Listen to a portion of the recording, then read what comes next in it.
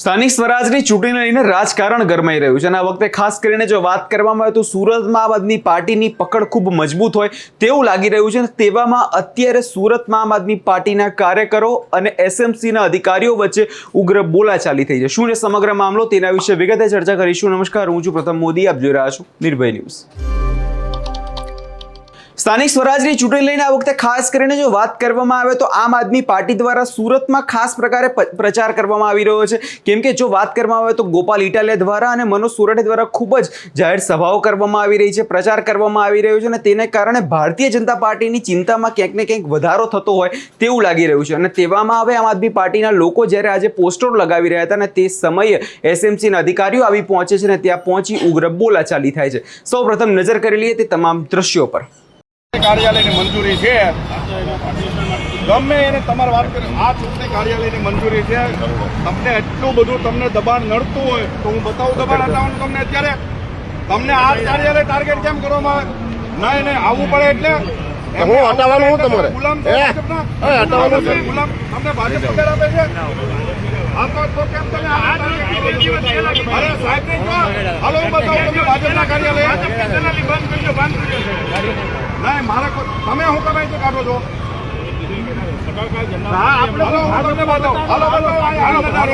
હાલો બતાવો બધી જગ્યાએ જોઈએ છે કેટલા કાઢો અને સૌથી ચાલો બધા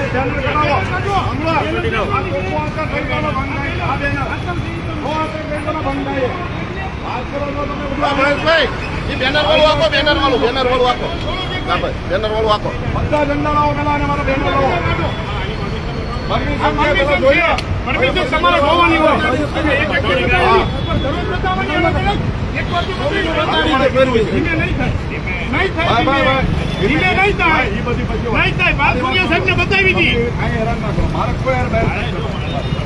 તમે નીચે ચાલો, અમે ખોટા આખી દુનિયામાં ચાલુ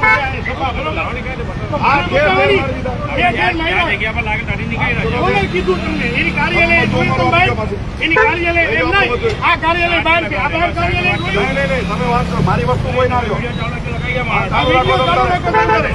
તમારો વિડીયો ચાલુ રાખો. મારા કાર્યાલય ચૂંટણીની અંદર ભાજપની કાર્યાલય છે જ્યાં ઝંડા નથી માર્યા તો એની બતાવો પરમિશન રોડની એને રોડે ઝંડા મારી ગઈ ગયા. લાવો ઝંડા કાઢો. અરે ભાઈ તમે લંબે ઝંડા કાઢો, વાત કરો સાહેબ ની. પણ તમને આગલી વખતે કીધું હતું ભાજપની દલાલી બંધ કરો. અમે ભાજપની દલાલી બંધ કરો તમને ત્યાં કીધું હતું ને. મેં તમને શું કીધું હતું?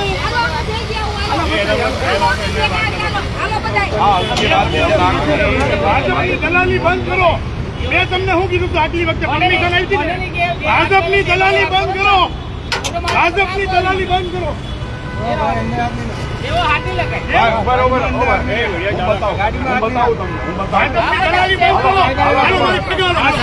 હું ફરિયાદી હાલો બતાવું તમને કેટલી જગ્યાએ. હાલો અરે પણ સાહેબ ને હું સાહેબ દલાલી કરે ભાજપ. અરે પણ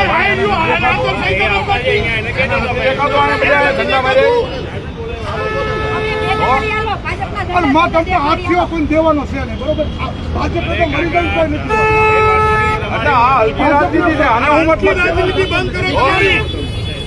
કોઈને ખરાબ દબાણ કરતા હોય, કોઈને નુકસાન થતું હોય, કોઈને ટ્રાફિક કાઢ્યો હોય તો ઠીક છે. આમ તો કોઈ ભાજપનો મત જઈએ એમ નથી, બરોબર? પોતાનું આવું ચાલી અમુક નો એનો કરવાનું. અરે ભાઈ મારા તમે અલગ અલગ સાહેબ ને અલગ અલગ મોકલે. એકવાર પાંચસુરિયાને મોકલે, એકવાર તમને મોકલે. પેલા મારી વાત સાંભળો. પણ એમ નહીં, પણ તમે એક જ હરખું કામ કરો કે અલગ અલગ કરો. હટાવવાનું કોણ ના પાડે? ભાજપનું કામ ને આપણું કામ અલગ અલગ હોય તો હટાવો. અમે ક્યાં ના પડીએ છીએ? એમ નહીં, આપના ઝંડા નડે એવું આપના જ નડે.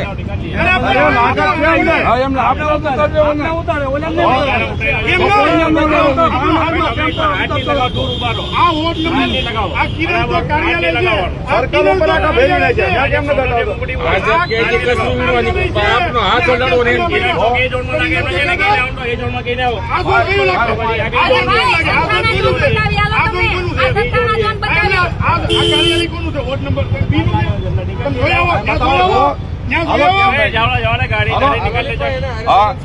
અરે અમારે હારે હું કામ આવવાનું? તમારી ડ્યુટી છે, અમારે હારે હું કામ આવવાનું? તમારી નોકરી છે ને, તમારી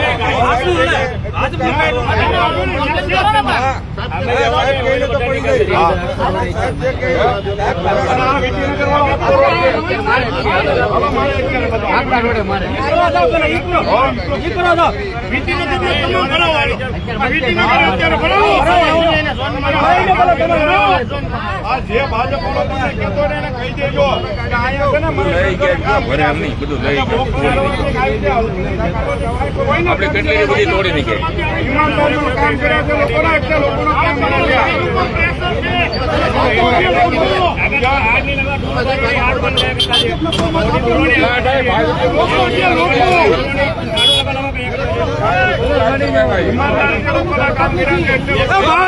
ભાઈ આ વિધિનગર હો હાલો બતાવો હાલો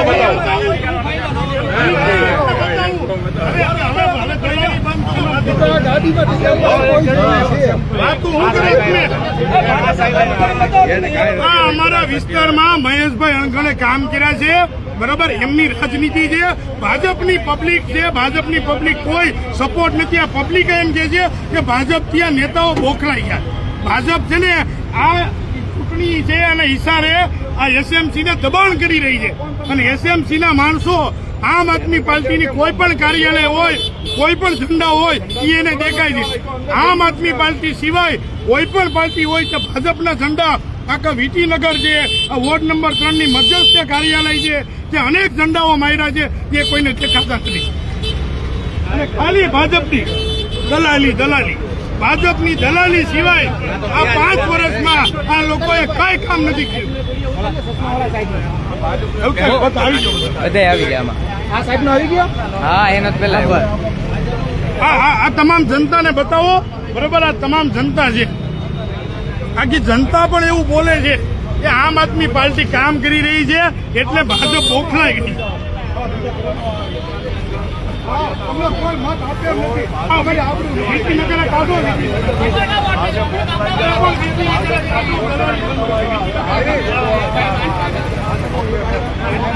હા પણ વિધિનગર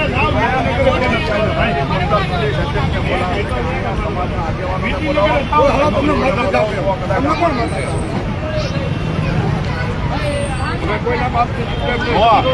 આપણે ઈમાનદારીથી કોઈ આપણી ઉપર 1 રૂપિયાનો આક્ષેપ નથી લગાવી શકે, અને એવા કામો કર્યા સંસ્થાના કર્યું.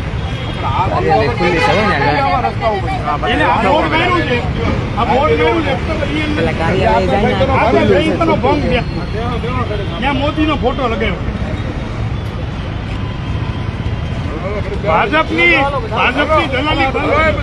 હું તો એક જ વાત કહું, ભાજપની પગાર તમને ભાજપ દીધો, આમ આદમી પાર્ટીના પૈસે પગાર.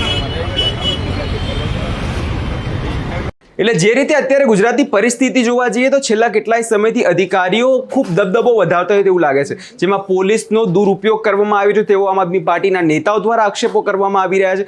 હવે જોવાનું એ રહેશે કે આગળના સમયમાં થાય છે શું. આ વિષયને લઈને તમારો શું અભિપ્રાય છે અમને કમેન્ટ કરી ચોક્કસથી જણાવજો, અને અમારી ચેનલ નિર્ભય ન્યૂઝને લાઇક, શેર અને સબસ્ક્રાઇબ કરવાનું ભૂલશો નહીં.